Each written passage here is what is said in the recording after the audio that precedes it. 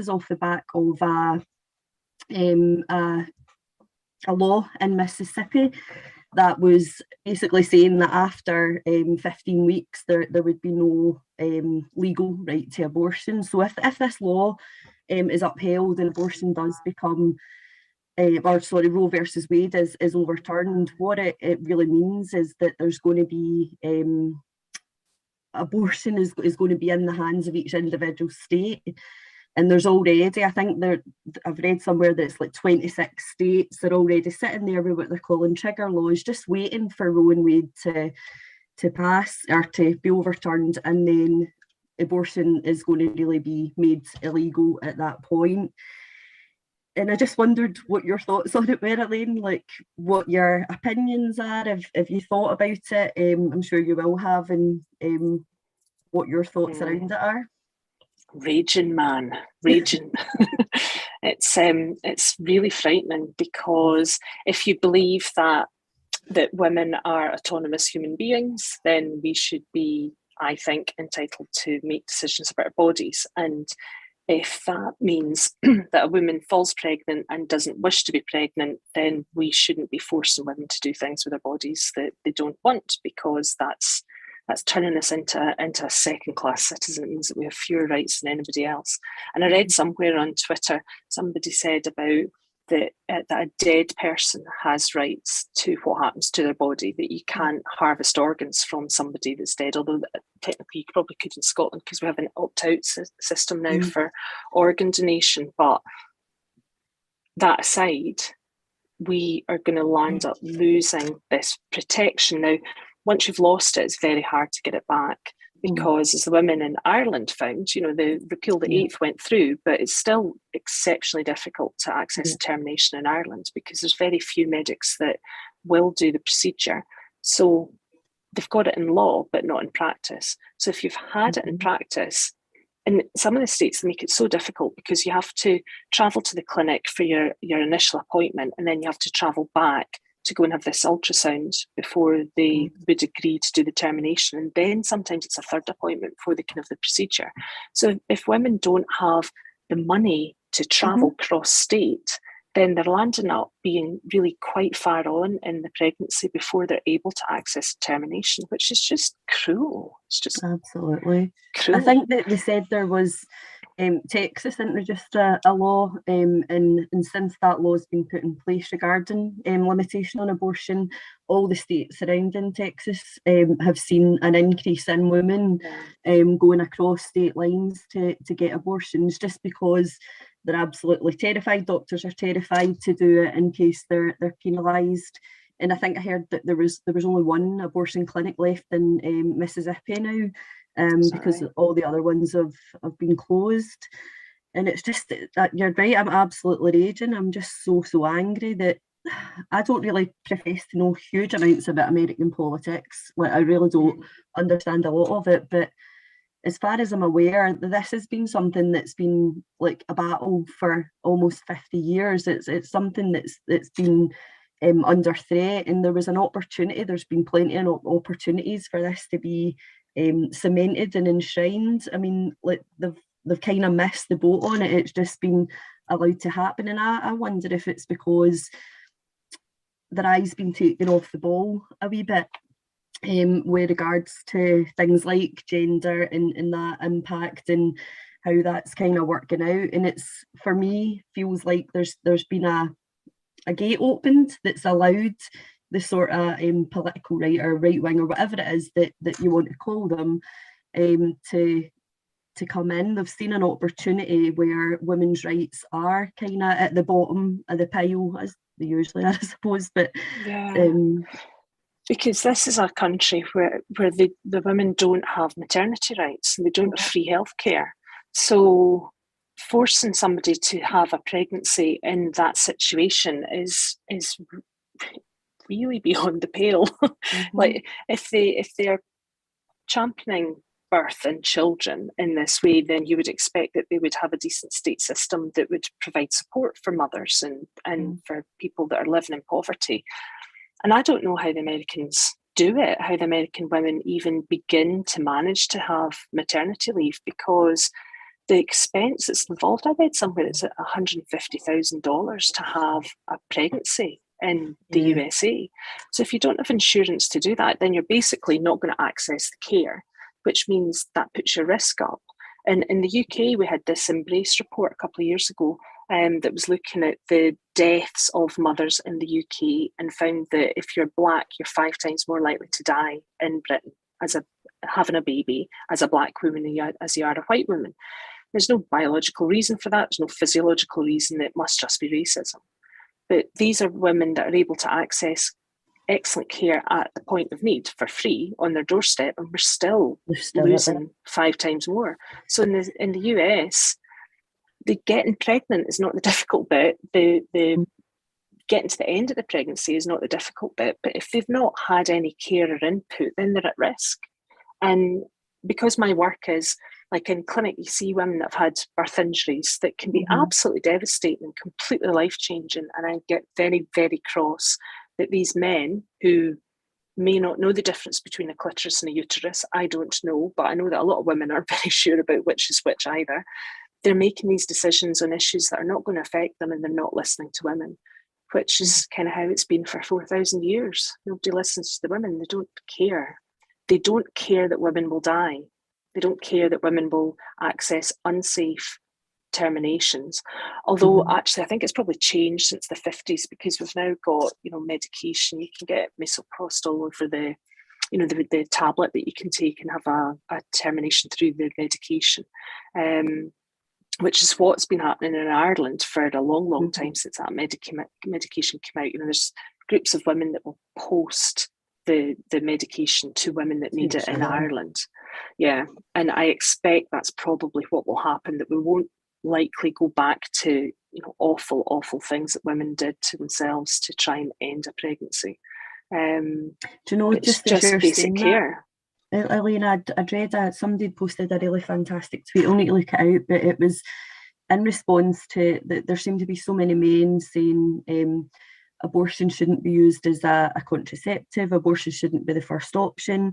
And the tweet just documented the way that women have attempted to control their pregnancies themselves, whether that's through abortion or not, and all the different ways that they've done it. It just didn't have the name abortion, and it wasn't covered in law. So it's certainly something that women have unfortunately had to face and try and manage themselves throughout the years.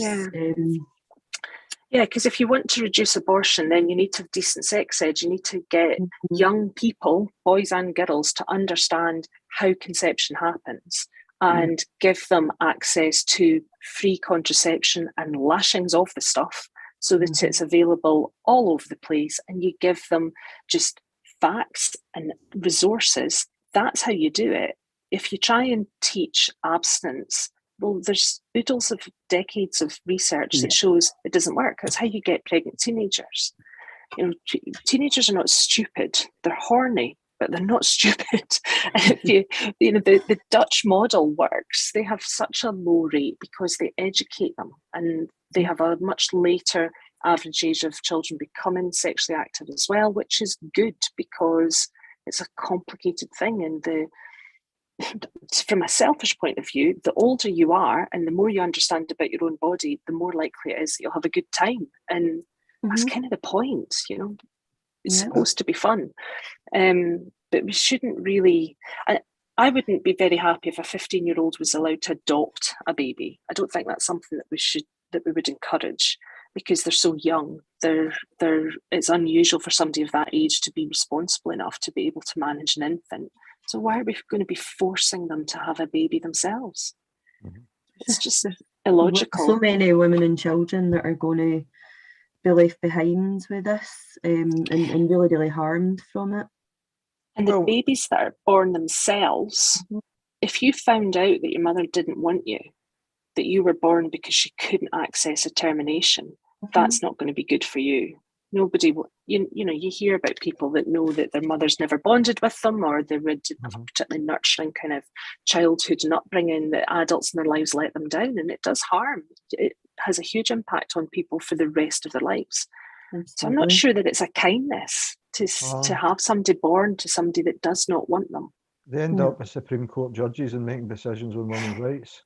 But it sounds no. When I said that we were going to talk about this, Elaine, and to be fair, it's one of these things that I feel hypocritical talking about it, because it's a case of, I can't believe the things that it's no first meant to be deciding these issues as far as I'm concerned. This is for women. This is women's autonomy on their own body. It's for women to make these decisions, or at least for women to make the laws on what decisions get made, and no men, rather than. Well, I don't know, because we don't get pregnant on our own. There's usually a man in the vicinity at the time. I know. And I think just threw my trousers past my wife. That was it, you know. No, but again, in the family situation, there's a decision there, but it's not for lawmakers to decide what's to be done for every single person. If you ask me, it's for them to decide for themselves. Or else you're just a drone. You're just a drone for the government. It's interesting that the way that they're framing it is that it's going to have these awful life-changing impacts for the women, and they're not looking at, well, what could men do to reduce unwanted pregnancies? The vasectomy is a now smashing surgery, and the reversal rates are pretty good. That if a man doesn't want women to be getting pregnant, then maybe he should be doing something to control his fertility and not ever risk a woman being in that situation. I'd be a big fan of that. Because I'm not seriously suggesting that they see themselves as passive riders in this, you know, crisis of pregnant women. Well, the women can't do it on their own. No, this is true. It all comes back down to education, doesn't it? It all comes back down to education, and right. So, how do we make it better? I worry that this is going to lead to civil unrest, and I know that sounds dramatic, but women are really angry, really angry, because I'm the same age as Roe versus Wade, and I've got a daughter who has fewer rights than I had, and I thought that we had it sorted in the 90s when I was her age then, and I can't believe that I'm watching The Handmaid's Tale in real time. I can't actually comprehend that in my country we're removing rights from 51% of the population without a debate and without considering what the impact is on and they're doing it so quietly that most women don't even know that it's happening. Now, the local elections have just happened, and there really wasn't much of a peep about women's rights, because you can't talk about it because people are worried about offending the trans community by saying, well, you have your needs, but women that don't have a gender difference and are female have particular needs as well. Until we get the men that are in charge making the decisions to understand basic biology, because who was the guy that said that a woman who was raped, her body could decide whether to get pregnant or not? I've seen that, yeah. Was he some sort of senator? He was, yeah. I remember seeing the wee video of him, but see, just on that, like Planned Parenthood, for example, obviously they've got a nice wee sideline of providing children with experimental drugs at the minute, but what they've said is that they think that they've been too narrowly focused on women's rights to the exclusion of I think it was transgender and non-binary. Now, I wonder if, I don't wonder, I know that I can't separate it, what's happening with the abortion laws and what's happening with the sort of taking over and the obfuscation of language. But for an organisation that was, that was its primary purpose, has been set up to support women at this stage in their life when they'll need it, and they're saying that their focus has been too narrow because it's only been on women, and they're excluding people because of that. Now, I wonder if that's where I'm thinking that because the focus has been shifted and women's rights are seen as this uncool thing that only your mum thinks about, along with abortion. Who wants to even think about that? Nobody but the frustrated old women want to talk about like biological reality. and we're seeing a generation, I think, that have maybe taken their rights for granted, and I don't blame them. Even something's there, of course, like but what they've done is they've become so internalized, and everything's become a kind of about me. It's about what I want and what I feel, and it's not about the reality of what goes on for women and the need for it. So when we're talking about women and abortion, when I get really, really angry about this, when I hear people say to me, well, it's not just women, and I'm like, right, well, I can understand if you identify differently and on a case-by-case basis, if that's the way you're wanting to be spoken about or treated, if you need to access this service. But I just feel that we're too far into this now, because we've taken our eye off the ball, and we've kind of seen a generation of women that don't really understand what, like, the women in the 60s and 70s absolutely fought for. Yeah, they forget that these women are so rude about, because the ageism is now that I'm getting older, I'm beginning to understand what ageism is. And they forget that the women that they're being so rude about, that are in their 70s and into their early 80s, they were the badasses that were burning their bras. They were the ones that were getting up to all sorts of outrageous behaviour in the summer of love. These are not, these are not narrow-minded people. These were the people that created huge social change. And so for these younger women, the young people always think that they're the renegades. They always believe that about themselves. But have you not read any history at all? And it's really recent. Like, what on earth are you talking about? You're right about it goes back down to language. But the fact of the matter is that they are female regardless. And I think one of the complexities with this is that some of these young people believe that you can change sex because that's what they've been told. And then they have this double disappointment, because it's not true. You can't change your sex. You can change it in law and you can change your appearance, but your physiology is fixed. And I think it's harmful for the gender organisations to create this confusion about that, because there was a case of a trans man that turned up with abdominal pain in an accident emergency, and the trans man told the nurse that they were a trans man, but the nurse didn't quite register this, didn't quite register what it meant. And it took them a long time to figure out that what this person was trying to communicate was that they were female. And if they turned up looking like a woman, or if they had female marker on their medical notes, the first thing they would have done would have been a pregnancy test. And very sadly, the trans man was in labour with an unexpected pregnancy, and the baby died, which was because of the confusion with language, because the trans man had changed their markers on their medical records to say that they were male, but they are not male. And harm was done, and the baby was lost, and out of politeness, because it's nicer apparently to pretend that you can change sex.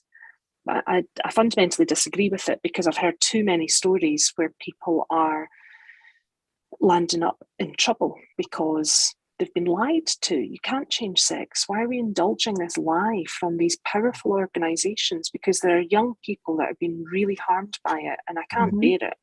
No, me neither, Elaine. What about, Elaine, then? What that brings us on then? We've had the local elections, but the First Minister can't define what a woman is. What's your thoughts on that? I mean, I don't know how she knows fine well what a woman is. Trust anybody. Aye. But she'll not define it. Yeah, it's an interesting one, isn't it? I don't know why. I don't know what the benefit would be behind it. My preference is to believe that politicians go into politics to improve a country and to improve everybody's lot and to do good in society. So I've got a wee bit of cognitive dissonance going on that I'm refusing to let go, that there might be something unpleasant at the root of this. My hope is that Nicola Sturgeon's thinking about her next move beyond what she's doing in Scotland. And the World Health Organization and the UN, they all subscribe to trans women or women. Interestingly, nobody ever mentions that trans men are men. Apparently they don't really matter. And I'm assuming that's because they're female and therefore of no interest whatsoever unless they're pregnant. But yeah, I cannot get my head around why a woman would say that she's feminist to her fingertips, but also say that opinions that are based in fact are completely unacceptable. I would love to sit down with her and have a wee chat, because I would like to understand it. Because I had some poor people came round knocking on my door looking for my vote in the run up to the election, and oh dearie me, it wasn't a pleasant experience for them, because I'm not giving you my vote unless you can define who I am, because I need protections in law. And whilst I'm capable, because I've got an education and I'm able to articulate and advocate for myself, I'm very, very aware that that's not the reality of many, many women's lives. So if you can't, like Joanna Cherry said, if you can't define me, you can't protect me. And it's not acceptable to do that to 51% of the population. We're not even a minority. It's just ludicrous and makes me really, really angry, because I feel patronised. I feel like I'm supposed to just accept that a woman with power is happy to do harm to women who don't have power, because she's very good at presenting herself. She's a good politician. And I'm not having it, because I cannot accept what I know and sleep at night. Can't accept that we are just going to stumble into people having negative impacts on their life because we're too afraid to speak the truth. I know that she's going to be busy because she's got a referendum to organise for 2023. But Joanna Cherry's challenged her to an open debate on it, and her and London Links Baroness, Iris Davidson, Baroness London Links. So she's challenged them to a debate on it. If that's happening, and if we can get you a ticket, would you be interested in getting involved in that debate?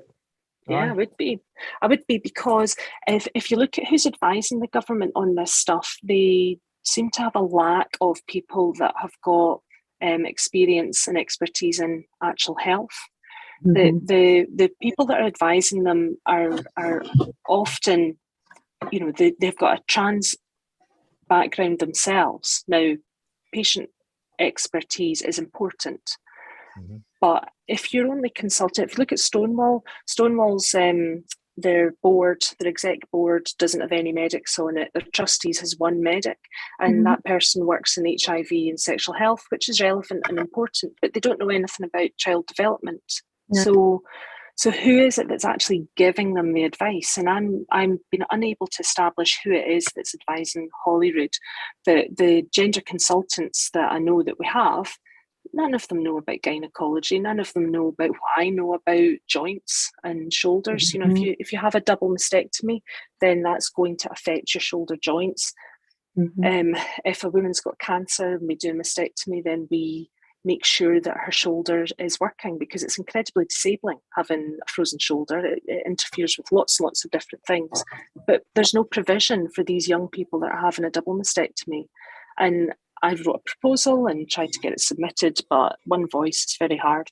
So I'd be quite interested, because I think that the stuff that I know about could actually improve these people's lives in a really significant way, and it's cheap as chips to do. And they've got £9 million that's been pledged to Marie Todd's office in order to roll this out. Well, what are you going to do with it? I can give you information. Why am I not on your board? Why have you not spoken to me? Because I'm like that. Hello, please let me help. You've got the wrong views, the not valid views. Is that it? Have you got a qualification in drama, musical dance, and like that? Because that seems to be the specialist subjects. I mean, if you can do it in the form of musical interpretation, which I wouldn't denigrate. These are useful. We need people with all sorts of different qualifications and all sorts of different insights. But I think maybe somebody that's got a science background and understands how to look at data, because the information that they work from, we hear a lot about the suicide statistics. It's from really bad research. It's done by research that's been conducted by people who are marketers. The Stonewall people that have put this together are not scientists. Yeah. So it's just really a survey like a shampoo advert would come up with. 83% of people who used my conditioner said it was fantastic. That's the level of quality of evidence that we are changing laws over. It's absolute lunacy. There's not a single academic that's involved in these decisions. Replacing why laws, not? They're replacing laws with guidance, and just think that people are just going to accept it. I mean, obviously suicide's not a joking matter. The male suicide rate is quite high. So when it comes to people who identify as female, and they class that, it wouldn't surprise me the organisation Stonewall just says, oh, well, the male suicide rate is high because they can't deal with the fact that they're all trans. It would be as daft as that. Alison Bailey's taking Stonewall to court. Have you been keeping an eye on that? Yeah. She's an interesting woman, isn't she? Mm-hmm. Very brave. Yeah. And I am fascinated by what the outcome of what will unfold, because it's quite a long case. They've put aside quite a lot of time. Perhaps because Alison's submission, her statement is quite long. There's obviously a lot to go through, and these are the case. The people that she's complaining about are really educated, but they don't seem to have much in the way of common sense. And I think it's the same problem, that they're trying not to offend people, and they're trying to be seen to get the ticks for Stonewall inclusion, and therefore there is no actual discussion in a meaningful way with anybody that understands the issue. It's although it's alien, it seems alien. There's no connection. Everything seems too far apart. There's no ideas bouncing off one another. Everybody's miles apart. That's what's been allowed to happen, isn't it? There's been a gap allowed to be created, and then this battlefield right in the middle of it. But it's been allowed to be created because nobody's actually stood up and said, no, well, apart from all of us on the ground doing it, but nobody's officially stood up and said, no, look, we need to have a conversation about this. How do we move from conflict to conversation? Where do we go? How do we get there? It's just everything's been pushed aside, and women have been labelled in a certain way when we're talking about certain things, and it basically puts, I'm going to say a target, but I don't mean necessarily a bad thing, but it puts us at a complete disadvantage, because whenever we try and talk about anything now, such as abortion, such as anything to do with women, we're just considered these horrible bigots to the side. Like, even going on in Scotland, like, if you raise a question of abortion, all we're hearing is, oh, yous have never worried about it before, yous have never fought against it, yous are just yous are right wing, yous are associated with the right wing. And it's like, well, actually, no, we've just been vilified, and we've been put into this basket cases, basically, so we can't actually speak on anything because nobody's willing to listen to us. Which was a deliberate thing, because Ruth Hunt put in place #NoDebate, acceptance without exception, and if somebody said that they were trans, they were trans. So therefore, there's not been any proper analysis done about what gender means, and I doubt very much that the needs of a person who is male and transitions in their mid-50s match in any way the needs of a person who is female and starts to have difficulty with their body during puberty. I think those are two quite separate categories of people that really they have nothing in common. And that needs to be debated, that needs to be picked out about who are the different groups that are coming underneath this umbrella that we created, and how do we help them? Because what's going to help a 14-year-old child that's female has got absolutely no relevance to somebody that's got a successful career and a pension and all of these benefits. Their kids have grown up, and then suddenly they're able to express their gender in a way that they were prevented from earlier. And they've been allowed to go through that, haven't they? They've been allowed to develop and to go on to have children, and the potential is that we're in a position where that 14-year-old isn't necessarily going to have that opportunity. Their needs are completely separate. I totally agree. It's a bizarre thing that we find that it's all just lumped in together, and as you say, it's quite deliberate. It's been something that's been kind of planted, and then we're seeing the mess. We're right in the middle of the mess where we can't talk about our reproductive rights and things that are impacting our children. Oh, because that's something that's alarmed myself, Elaine, and also Lucy, because I know that we've got this in common. There's safeguarding issues that fall off the back of all of this as well. I'm probably more, I don't know if I'm more of a cynic, and would say that the attack on women is a way to give free rein on kids. Is how I would say it. They're trying to lower the age of consent with the hope to try and remove it. I mean, we've seen some of the things that have been said about, well, paedophiles. Let's give them the name that everybody knows them as, paedophiles, but they're trying to brand them as minor attracted persons and change the language to make it more of an issue, more of inclusive. Inclusive, progressive. This word everybody's saying progressive. Well, it's no progressive, if you ask me. What's your thoughts? I think that there's social norms that are really important, and I agree with you. If the government are asking, a survey that they were putting into schools where they're asking children about their sexual activity, and they would give that to my 14-year-old son, asking them what his sexual experiences were. Even the census was asking whether my children were heterosexual, homosexual, or bisexual. Well, he's 14. I don't know. And I don't really care. And I'm not answering your question because it's not compulsory, because I don't want him being labelled as anything. He's 14. He's got plenty of time to decide who he fancies and who he doesn't. And it's not appropriate to, I mean, some children do know their sexuality at 14, but lots and lots of them are working their way through it. And why are you insisting on getting details on which children have had anal sex? Because my kid is 14 and the age of consent is 16. So if he answers that and he says that a partner, I shouldn't make it about him, should I? If a child answers that and says that their partner is younger than them, well, that's rape.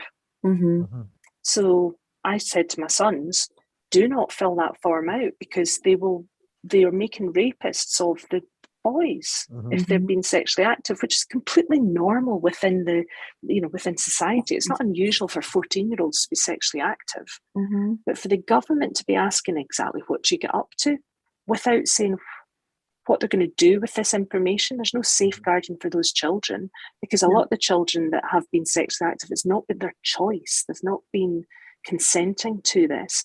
So you ask them a question in a classroom setting and there's no care for them. There's no holding their hand and saying, my goodness, you've just disclosed a crime to your chemistry teacher in front of 33 other kids. It's insane. It just breaks down the boundaries of language. Children should not need to talk about sex unless they bring it up themselves because they need help or they need advice. The government should not be asking my sons about who they're shagging, because they're too young to be shagging in law. Absolutely. And there's so many different ways that they're able to get that, because I agree. I think we absolutely need sex education. I mean, it's important. It's important that children know how to be safe and that they know, if we can include things like women's health and girls' health specifically, and things like abortion, and not like just the moral dilemma. Like, actually, these are like abortion. The earlier you get support with it, the easier it will be. It can be safe and all that kind of stuff. So I think that we do need that sort of education, but there's ways that you can get it. Like there's absolutely loads of ways. speak to a lot of teachers, and they've said, I mean, we've got information that can be provided to enable like sex education to be developed. There doesn't need to be a survey that puts children even more at risk if they're experiencing trauma, or just places them in a position that opens them up like to additional vulnerability in the playground and bullying. I mean, you know what kids are like. They're going to go out, and if somebody's opted out of it, it's why have you opted out of it, or what did you answer to that question? It just opens up absolute so many issues, and I can't believe, as much as I struggle with what's happening, I can't believe that a group of people sat around a table and made a decision to put that out, and did not one of them stopped and went, right, hold on a wee minute. And these are governments that are making laws that decide things for. If you've got civil servants that don't have safeguarding at the very forefront of everything that they do, then we have a real problem. Yeah. And putting that survey into schools with children that some of them will have been abused. Why are you doing that to them? That's it's just insane. There's nothing good about this. And then there's this sort of lack of clarity about what the information is for and where they're going to store it. And then it turns out it's actually linked to each student number. So they would be able to identify those children. Well, who needs that information? Who needs to know which children are sexually active? It makes me really, really uncomfortable, because if that information got into somebody that had nefarious motivation, then you're creating it's monstrous. It's absolutely monstrous. It's a bad situation even to think about, contemplate. Now, there's been information shared on some of the teaching materials, not just the questionnaires that they've been asking kids, but the teaching materials for schools. What's your thoughts on this year? Now this is targeted. This is stage 1, so for children aged 3 to 5, to identify these body parts. Now, I'll read it out. It's arm, bottom, ears, eyes, hand, head, knees, leg, mouth, nose, nipples, penis, scrotum and testicles, toes and vulva. Do you think that that's suitable for 3 to 5-year-olds? It's not very CBeebies in the look of it anyway, is it? I mean, no. What I'm thinking is maybe they should get Mr. Tumble as the model. Maybe that would be more helpful. So there's lots of evidence that children that are able to identify their body parts and use correct words for their genitals is protective, because then if somebody is doing harm to that child, they're able to articulate it. That's a good thing. If we're going to reduce shame and stigma, then we need to have an ability for adults to talk about it, and that starts with childhood. But there is a level of appropriateness of information. It needs to be age appropriate.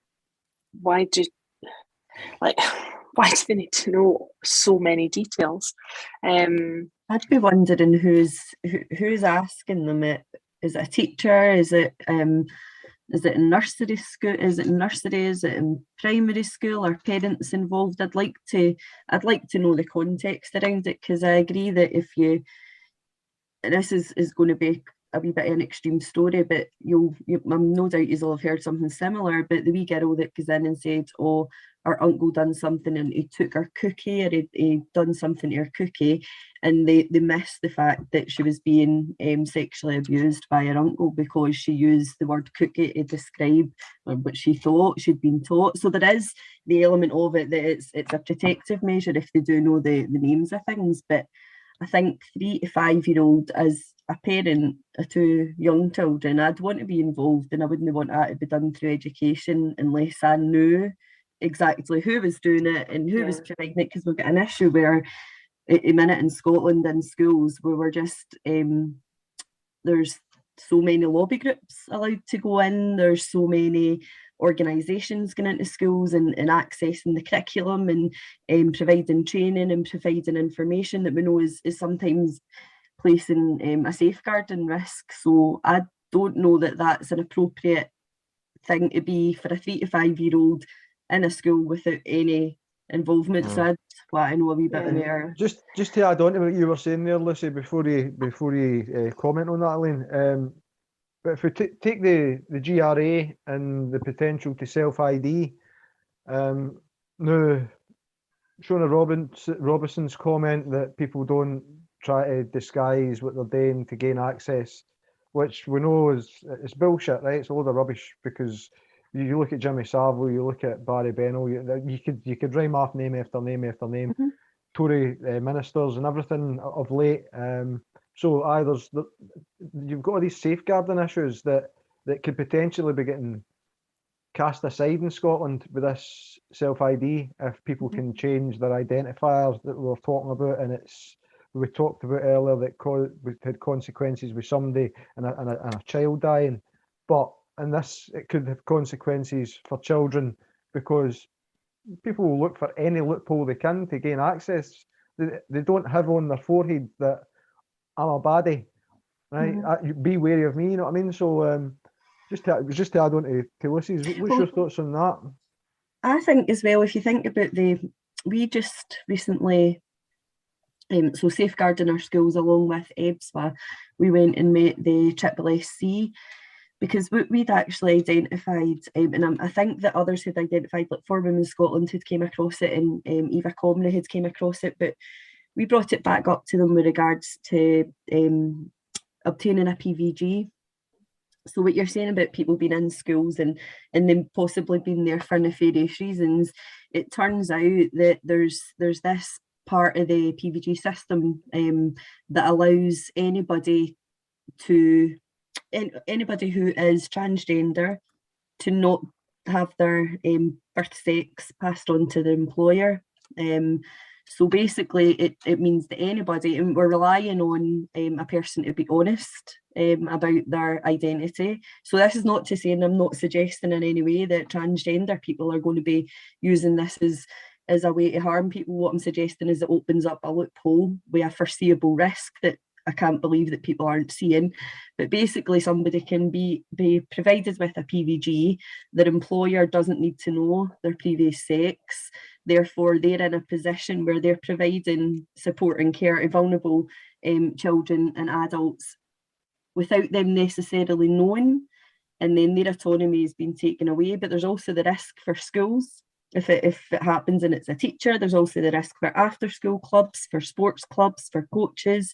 There's just so many issues.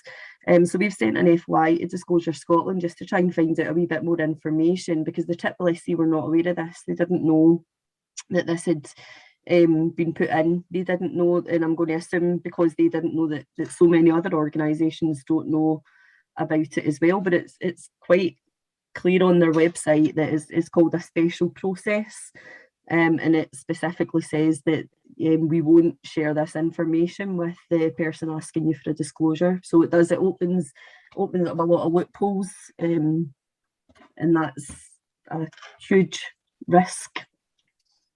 See, I feel conflicted about it, because if somebody has transitioned, then they are entitled to privacy, and they shouldn't have to disclose their gender history in unnecessary, it's nobody's business. If that's the decision they've made, then they've gone through the process and they've got support. They're not doing it, independently because the wait lists are a problem, and that's what many people are doing.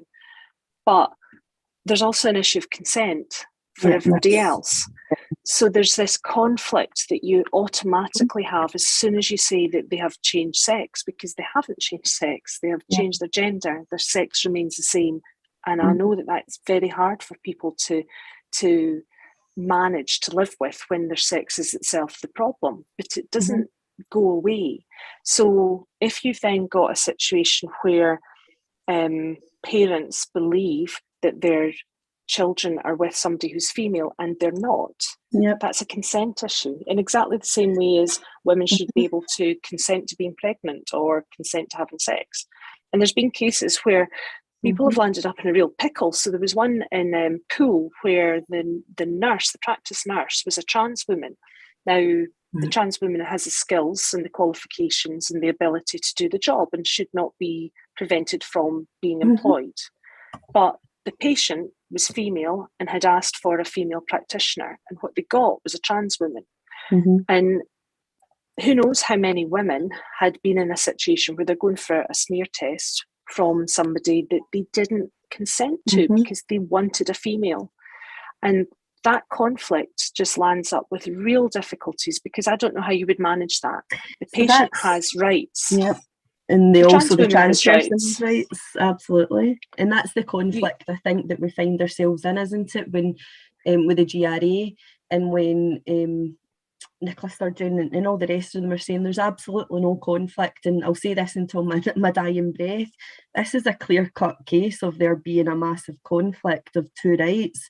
You've got the rights of the transgender person to privacy, which I totally agree with, and then you've got the rights of the service user to be able to consent to who's providing care for them. So if that isn't a clash of rights, I don't know what is, and how can they possibly say that there's no issue with single sex services if this is like providing a service to the most vulnerable people, and this is being missed out. It's so obviously a clash, and we can all sit and have a conversation in a reasonable way about it, but we need to have a conversation. And if the law was correct and accurate and said that the trans woman is male, then that mistake would never have happened. Absolutely. And the two people that are in that room they're both feeling bad. They're both having a terrible time. The manager that's allowed this situation to happen, I don't know how they could have prevented it, because they have employment law to follow, and it's inevitable. It's going to become really, really common, and it does harm to everybody. The only solution is to get clarity of language and to reclaim sex to mean your biological sex, and to stop saying that we have people transitioning from male to female. No, they're not. They're transitioning from male to feminine, because you can't become female. We should not be talking about trans, anything to do with sex has to be male and female, and that's it, and that's fixed and immutable, because otherwise we're doing harm to the trans people themselves that are being sold a lie. And oftentimes as children. Right, well, because we're coming towards the end, right? No the end of us, just the end of the recording. Or the live stream, because we're live, just so that you know. We have been for a wee while. So let's come away from, because you have missed all the funny stuff, by the way. All the funny stuff is I know. No. See, that was the tactic, so that you need to go back. Once the recording's made available, you just go and watch it, and then there you go, right? But we're going to kind of a link back to so it all started with Viva Your Vulva, the whole story. Now, tell everybody how they can find out about that particular show and a wee bit more about what you're putting behind it, and I'll do a wee screen share. So Edinburgh Fringe is a huge event. If you live in Edinburgh, it's a bit annoying. So you can't get on the bus. It's full of people with double basses and dressed as potatoes and who knows what getting in your way. But I wondered about using the arts in order to disseminate health promotion information, which is what the show really is. But it teaches you what's in your pants. And I realised that for women, there's evidence that if you know about what you can reasonably expect in your genitals and you know how they all work, then it improves your sexual function in itself. So my show is scientifically evidenced to improve your orgasms. And if that's not worth a tenner, I don't know what is. No, don't be going off on that. No, they're just like that. Yeah. Right, so this is where you can get the tickets for Elaine's show, Viva Your Vulva, the whole story. You can get it from Gilded Balloon and also from the Edinburgh Fringe website. edfringe.com. edfringe.com. It gives you a wee bit about it, so don't forget to get your tickets, get along between the 3rd and the 28th of August. 60 minutes, what's 60 minutes of your life, right? A wee bit of a laugh and a wee bit of education, hopefully. Well, I know, not for me, for you, right? So. No, for you. I just like, listen, you think, can't teach your granny how to suck eggs or something, I think it was. Sure, you just need to throw your trousers at your wife. You're leaving yourself open there. That's exactly what I've done. No, that's exactly what I've done, because the minute the wife sees this, she's going to be going, all right. You'll be Hi, getting wife. frog marched along I to don't- that show. I don't talk about you enough on the podcast, so this is me talking about it now. Like, what a subject, you know what I mean? Hi, wife. Right, now, I want to say thanks very much for taking the time out of your busy schedule to speak with us so that we can pass this on to other people. Well, thanks for having me on. Oh, it's been wonderful. It has been a blast. It was real. Again, he's missed all the funny stuff at the beginning, so you don't need to watch all that. We had a right good hit at the beginning and towards the end. The serious stuff was on in the middle. It was like, what do you call it? It's not a shit. I was just going to say that, like a shit sandwich, except it's not a shit sandwich. It's a shit sandwich because the shit was the middle. Right, we just had a shit sandwich show. Thanks very much to Elaine Miller. Thanks, Lucy. I'll get you to say good night. Oh, good night, everybody. Thanks so much, Elaine. That felt like just a good wee chat and a conversation. Thank you. Yeah, thoroughly I've enjoyed myself. Thoroughly enjoyed the chat.